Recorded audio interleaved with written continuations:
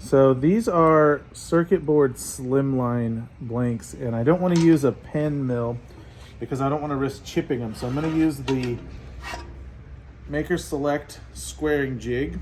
Now with this jig, you just find the punch that fits your tube and mount it into the squaring jig, and then your blank slides on.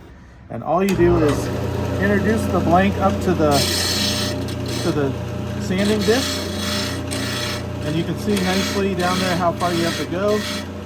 And you just want to touch the tube. So I got a tiny bit more to go. There, you heard a little sound change, and the tube is all shiny. So you just want to barely kiss the tube. You don't want to go too far. You can hear that sound real quick. I'll do this other side here real fast. You hear that warm, and there it's good. And then this one I got quite a bit more, maybe a 1/4 of an inch. And I like to spin it. You don't have to, but listen for the sound. There it goes. And we're nice and shiny. So that one's ready to go, and that one's ready to go. And this is just a good way to do it if you're concerned about chipping a delicate blank.